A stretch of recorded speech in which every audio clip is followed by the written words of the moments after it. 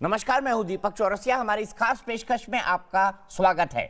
किसानों के आंदोलन का आज 23वां दिन है और दावा यह किया जा रहा है कि 22 किसानों की इस आंदोलन के दौरान मौत हो चुकी है।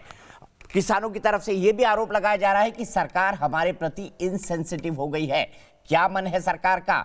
कि बातचीत अभी बंद है, बातचीत आगे कैसे शुरू होगी? इन तमाम मसलों पर बात करने के लिए और कृषि कानून के बारे में समझने के लिए मेरे साथ सड़क और परिवहन मंत्री नितिन गडकरी जी हैं, एमएसएमई के भी मंत्री हैं और उनसे बेहतर खेती किसानी को कोई नहीं समझ सकता। इसीलिए सबसे पहले मैं उनके पास चलूंगा। सर, सबसे पहले मैं आपसे ये जानना चाहूंगा कि कल सुप्रीम कोर्ट ने कहा है कि बातचीत का माहौल बनाने के लिए कानून को सस्पेंड कर दिया जाए। ऐसा आज तक भारत के इतिहास में कभी हुआ नहीं है। क्या यह संभव है कि कानूनों को सस्पेंड कर दिया जाए सिर्फ बातचीत का माहौल बनाने के लिए?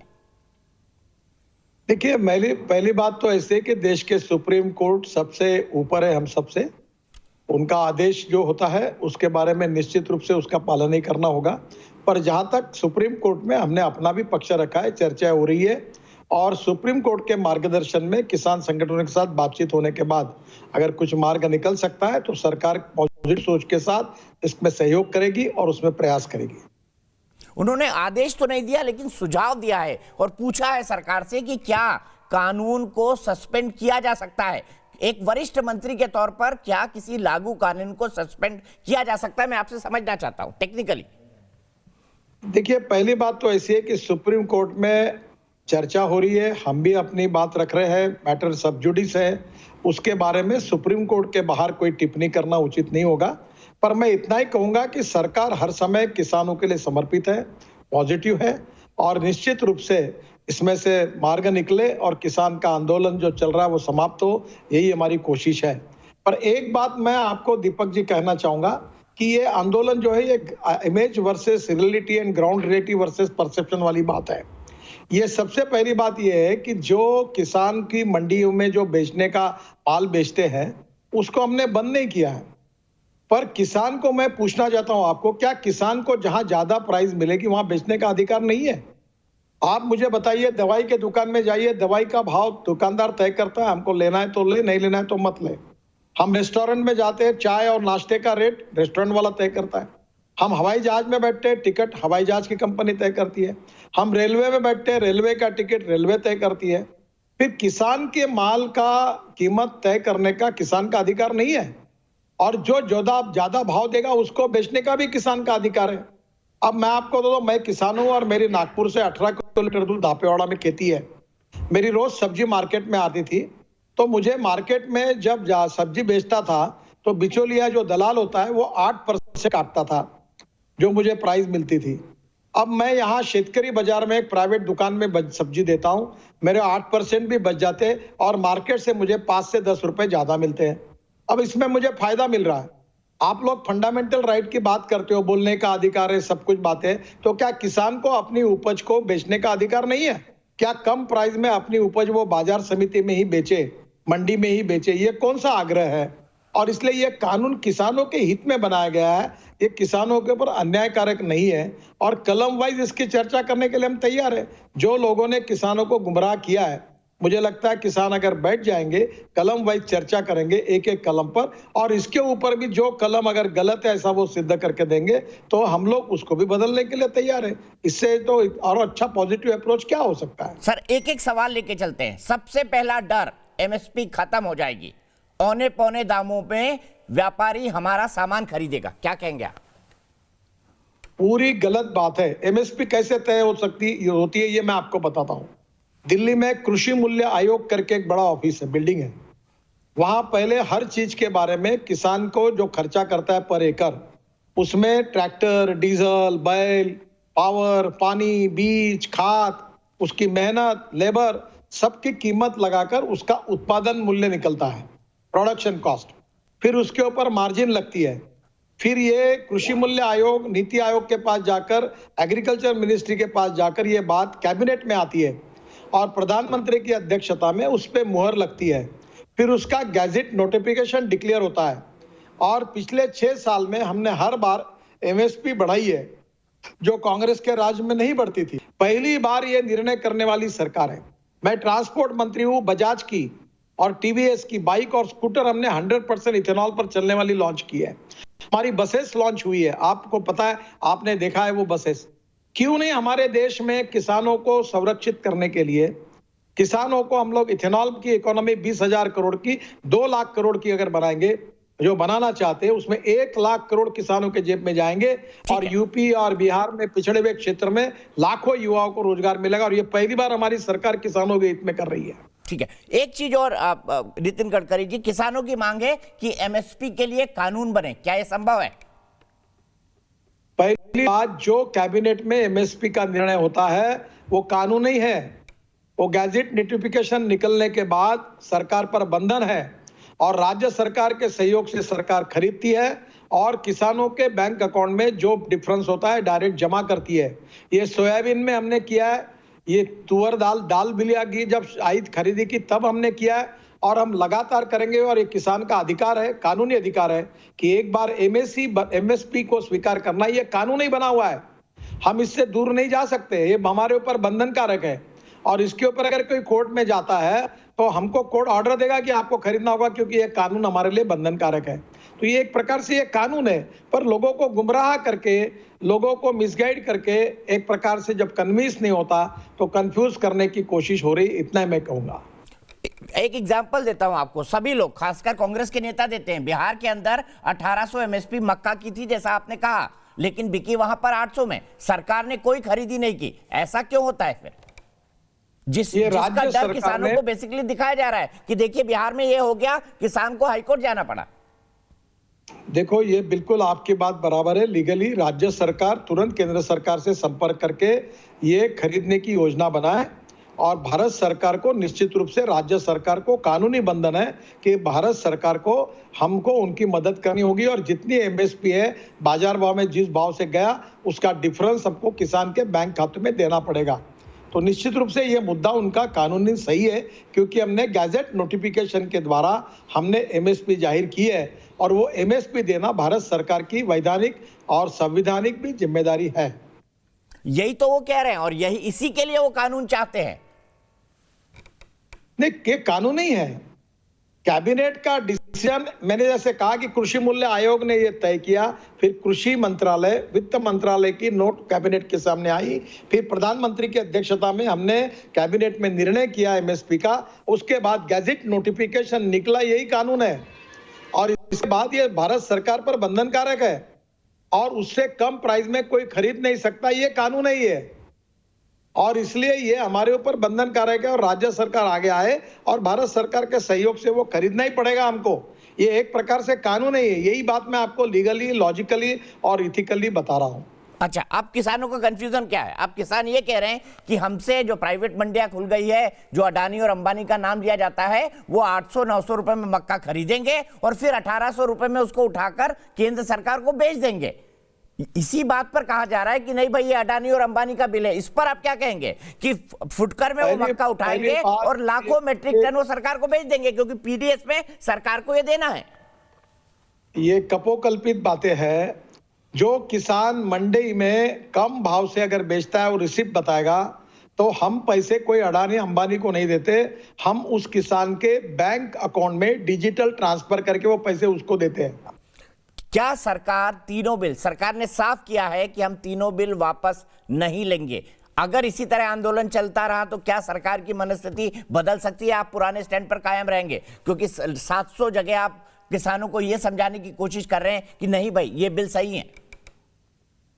मैं आपको एक बात पूछता हूं, बिल जो बनता है उसमें एक्ट होता, एक कलम होता है। जैसे 1 नंबर पर अगर कुछ लिखा गया तो उसका ABCD होता है नीचे में। मुझे बताइए कि इस कलम में, मैं आपको पूछ रहा हूं थर्ड पार्टी करके, ये तीनों बिलों में कौन सा कलम किसानों के विरोध में है? एक बार इसकी खुली चर्चा हो जाए। और उसमें अगर कोई थर्ड पार्टी भी ये कहती है कि गलत है ये, तो मैं आपको विश्वास दिलाता हूं सरकार की कोई प्रतिष्ठा का विषय नहीं है, सरकार उसको बदलने के लिए तैयार है। पर आप किस आधार पर कहेंगे कि आदमी बुरा है? आपको तो बताना पड़ेगा ना, ये 10 बातें इसलिए ये बुरा है। आप वो नहीं बताते, आप बोलते हैं ये आदमी बुरा है, हम कह रहे हैं इसलिए बुरा है, ऐसा नहीं नहीं होगा। वो तो कह रहे हैं और कि इस बिल को किसने मांगा था, इसकी तो जरूरत ही नहीं थी, सरकार क्या हमसे पूछ के बिल लाई, इस बिल को तो ना हमने मांगा ना इसकी जरूरत थी, तो सरकार इसे वापस ले, उनका सिंपल लॉजिक है। उनका गलत है लॉजिक। आज हमारे लाखों करोड़ों किसान इस बिल के सपोर्ट में है, और मैंने एक किसान के रूप में आपको बताया कि मेरे को सब्जी के रेट ज्यादा मिल रहे हैं। क्या मेरे ऊपर सब्जी के रेट ज्यादा मिल रहे हैं, मुझे क्यों मजबूरी की जाएगी कि मैं मार्केट में जाके माल बेचूं? क्या मेरे माल का मुझे ज्यादा से ज्यादा कीमत जहां मिलेगी वो बेचने का अधिकार नहीं होगा? अगर लोकतंत्र में बोलने का अधिकार है, फंडामेंटल राइट से 5 प्रकार पे, तो मैं अपना माल कम पैसे में मंडी में जाके बेचूं, ये मेरे ऊपर बंधन क्यों रहेगा? क्या मेरा ये फ्रीडम नहीं है मुझे कि मैं जो भी चाहे उसको बेचूंगा?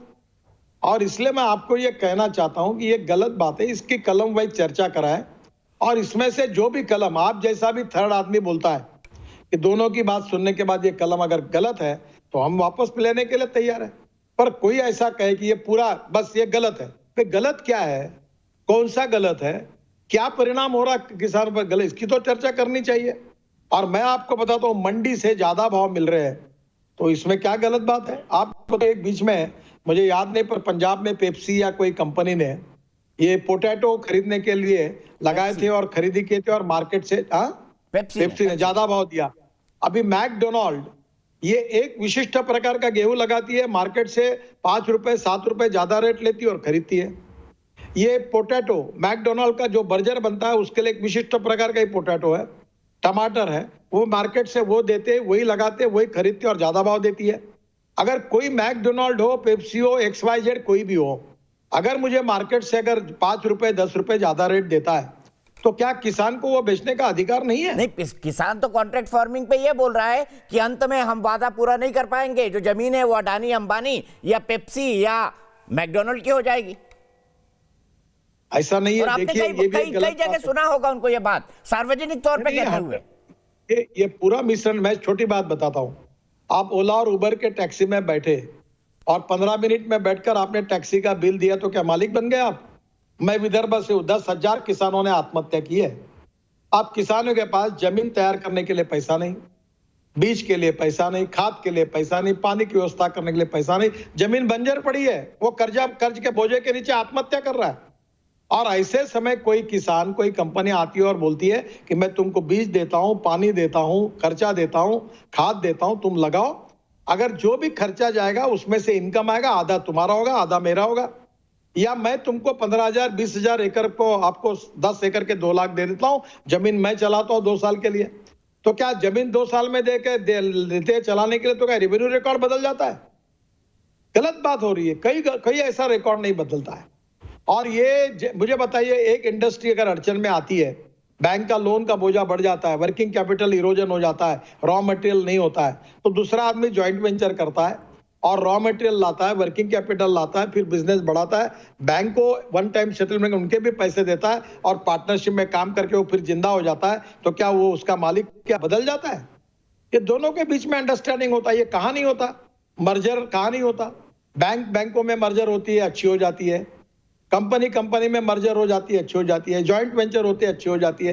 तो क्या किसान जो तकलीफ में, जो आत्महत्या कर रहा है, जिसका वर्किंग कैपिटल का इरोजन हुआ है, जिसका सीड के पैसे उसके पास नहीं है, जिसके पास ट्रैक्टर नहीं है, जो डीजल के पैसे नहीं दे सकता, जमीन बंजर पड़ी हुई, आखिर आत्महत्या कर रहा है और बैंक का कर्जे का बोझा है, तो क्या दूसरे से कैपिटल लेकर, सीड लेकर, खाद लेकर वो जमीन को फिर से करे? और अगर उससे प्रॉफिट मिलता है तो बैंक का भी कर्जा चुका है, उसको भी 2 पैसे मिले। ये क्या इसके कारण क्या रेवेन्यू रिकॉर्ड बदलता है क्या?